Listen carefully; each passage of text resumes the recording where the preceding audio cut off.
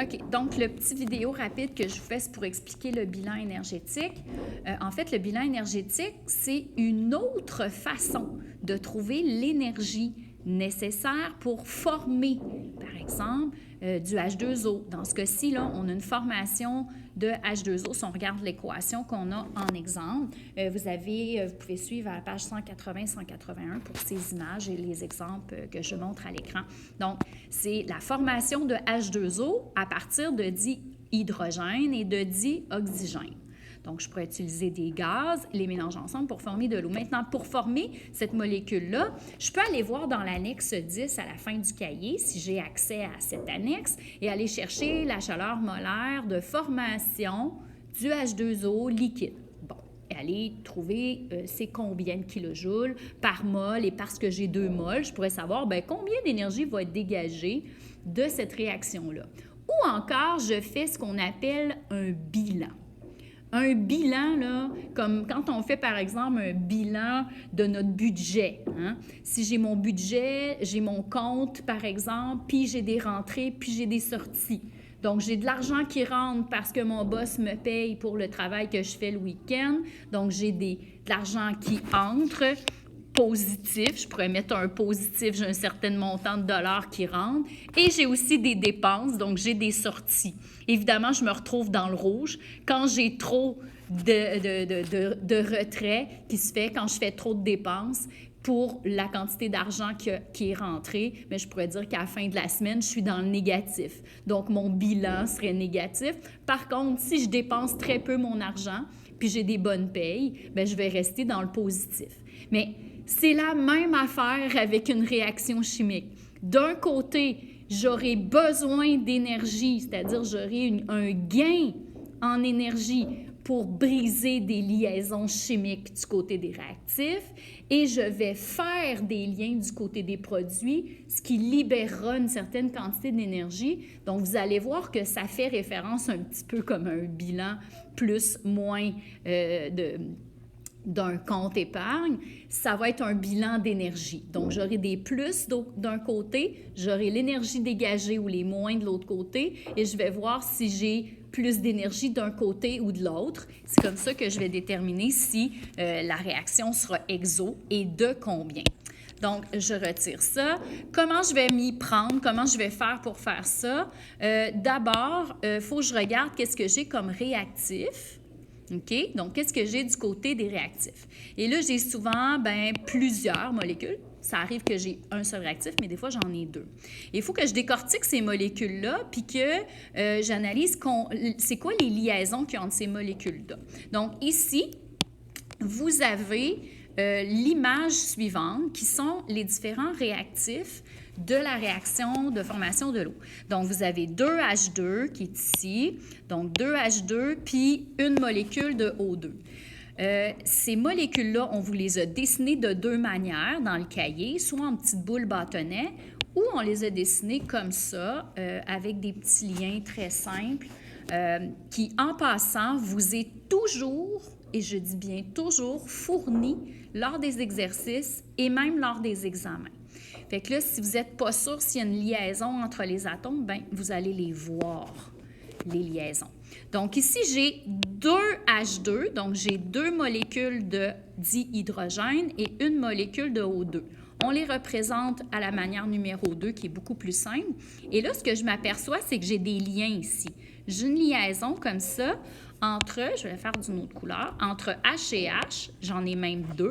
Donc, j'ai 2 fois une liaison HH et j'ai une double, ça on appelle ça une double liaison. Donc, j'ai une double entre O et O. Bon, ça prend de l'énergie pour casser ces liens-là.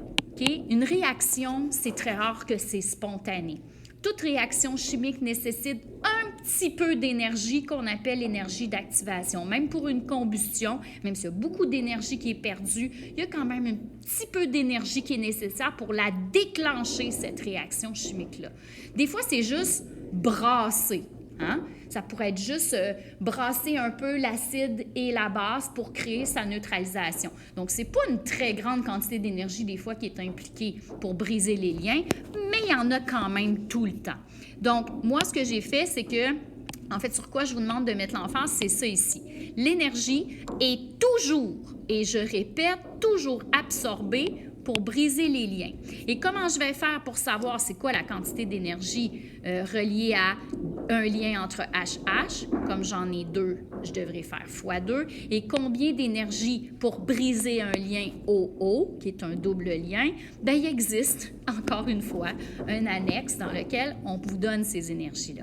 Donc, je ferai un bilan, c'est-à-dire, j'irai chercher la quantité d'énergie pour que les réactifs puissent se transformer en produits. Donc, il faut que je fournisse de l'énergie pour briser les liens.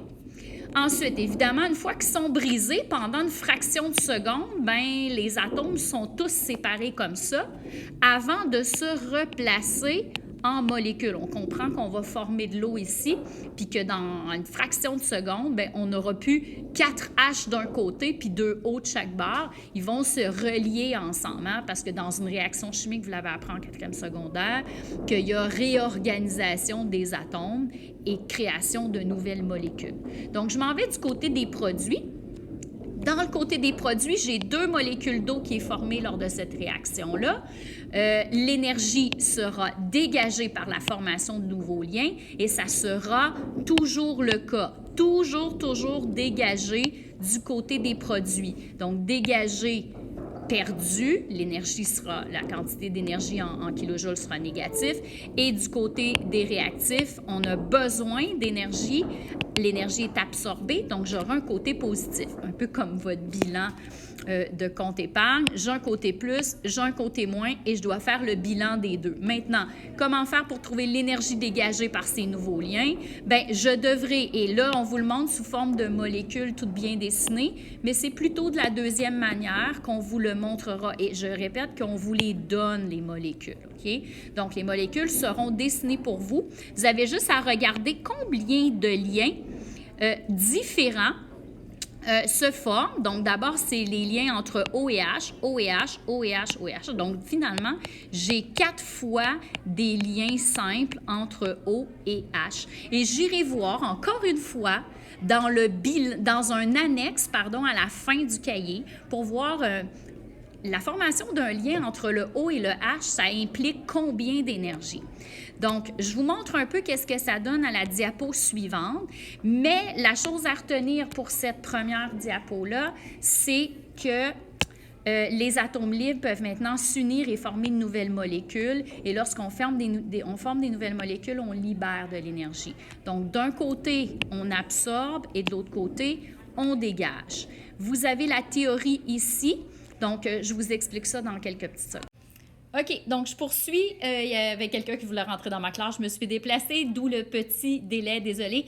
Donc, bilan énergétique, le bris des liaisons, donc nécessite toujours de l'énergie. Ça, vraiment, là, surlignez ça, puis retenez cette information-là. Elle est vraiment, vraiment importante. Énergie positive pour les bris de liaison. Et ensuite, la formation de nouveaux liens, c'est de l'énergie négative. Donc, un côté plus un certain nombre de joules. En allant voir à l'annexe à la fin, je vais vous montrer comment faire. Donc, allez chercher les quantités de joules pour chacun des liens qui vont se briser. Il ne faut pas en oublier. Ensuite, l'énergie négative, même chose. Je regarde chacun des liens qui va se former et je vais chercher l'énergie correspondante, puis je fais l'addition de tout ça et ça me donne une quantité de joules négative, c'est-à-dire une perte de moins un certain nombre de kilojoules pour la formation. Donc, finalement, un bilan, c'est de tenir compte de l'énergie absorbée et de l'énergie dégagée. Et ça va vous donner, finalement, si l'énergie absorbée est beaucoup plus grande que l'énergie dégagée, ça va vous donner une valeur positive de bilan énergétique. Donc, ce qui voudrait dire que ma réaction serait endothermique au global. Ou encore, si jamais l'énergie absorbée est faible, mais l'énergie dégagée est très, très grande, donc j'ai plus d'énergie perdue que ce que j'en ai pris, bien, ça sera négatif et j'aurai une réaction qu'on dira exothermique. Donc, le bilan, transformation de l'ensemble des réactions qui permettent de calculer. Fait que c'est vraiment un calcul de la somme des énergies pour bris de liens et on tient compte des nouveaux liens. Donc, ce que ça donne, je vous le montre à la diapo suivante. OK, donc je fais ça rapide avec le même exemple, l'exemple que vous avez également dans votre cahier 180-181 sur la formation de l'eau. Donc, vous aurez évidemment l'équation complète et déjà balancée. Puis moi, je vous le dis, là, ici je l'encadre, là, je vais vous donner les liens. C'est pas tout le temps facile de savoir si dans une molécule, c'est des liens simples ou des liens doubles. Donc, je vais vous donner ces informations-là pour chacun des réactifs s'il y en a plusieurs et pour chacun des produits s'il y en a plusieurs également. Ensuite, qu'est-ce que vous devrez faire? C'est de séparer en deux ici pour faire votre bilan. Vous allez trouver d'un côté qu'est-ce qui sera absorbé pour briser des liens et de l'autre côté, ce qui sera dégagé pour former des liens. Parce que faire des liens, ça va libérer de l'énergie dans l'environnement lorsqu'on en crée, mais lorsqu'on les brise, là, ça prend de l'énergie pour casser ces liens-là. Pensez-y, il faut les casser, il faut les briser. Donc, ça ne se fait pas toute seule comme ça par magie. Toute réaction demande quand même une petite énergie qu'on appellera l'énergie d'activation pour casser ces liens-là. Des fois, l'énergie absorbée est supérieure à dégager. Donc, on va voir dans ce cas-ci. Comment je fais? Pour le savoir, bien, je m'en vais dans un annexe. Je vais voir la liaison entre un H et un autre H qui serait une liaison simple. Et là, je vais trouver que l'énergie impliquée est de 435. Mais comme j'en ai deux, je vais faire fois 2. Donc, ce que j'ai à briser, c'est deux liens entre deux H. Et j'ai aussi un double lien. On me le donne ici. Donc, entre deux oxygènes, j'irai dans la même annexe, voir entre O et O. Et attention, ce n'est pas un lien simple entre O et O parce que ça existe, mais un lien double entre O et O. Et là, pour briser ce lien-là, j'ai besoin de 498. Si j'additionne les deux valeurs, 2 fois 435 plus une fois ça, ça va me donner 1368. Donc, dans le fond, je pourrais même faire une grosse flèche et dire, OK, donc j'absorbe 1368 kJ pour briser tous les liens. Ensuite, pour les former, il y aura de l'énergie qui va se dégager, précisément 4 fois des liens entre des H et des O. Donc, je m'en vais à la même annexe voir le petit H lié à un petit O. C'est une liaison simple et il y a une perte, un dégagement, puisque c'est toujours exothermique, toujours dégagé lorsqu'on forme des liens, de 464. Puis comme j'en ai 4, ça fait une perte de 1800. Donc, j'en ai pris 1300 pour briser les liens et j'en perds 1856 kJ pour reformer les liens. Fait que je ne sais pas si vous voyez comme moi, là, mais il y a beaucoup plus d'énergie dégagée qu'absorbée. Donc, est-ce que cette équation-là où la formation de l'eau au global est endo ou exo? Tout de suite, je le vois que c'est exothermique. Ça dégage plus d'énergie que ça l'en absorbe. Donc, selon mon bilan énergétique, si je prends mon 1300 et mon moins 1800 et que je fais un bilan, c'est-à-dire j'additionne les deux chiffres, évidemment, il ne faut pas que j'oublie le petit moins ici pour 1800, ça me donne moins 488. Donc, au global, on perd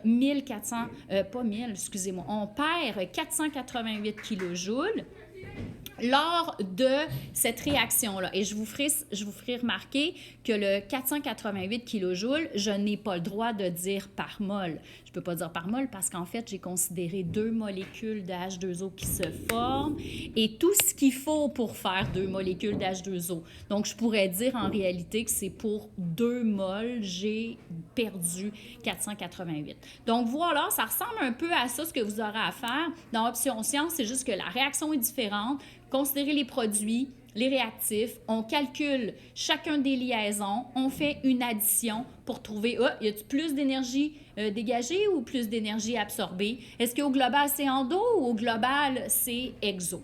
Voilà, fait qu'on va se pratiquer la semaine prochaine à faire ça. Je commence dès lundi parce que vendredi, on ne se voit pas. Fait que lundi, je fais ça. On a 2 cours la semaine prochaine où on va travailler les bilans. Puis après ça, on fera une révision pour l'examen.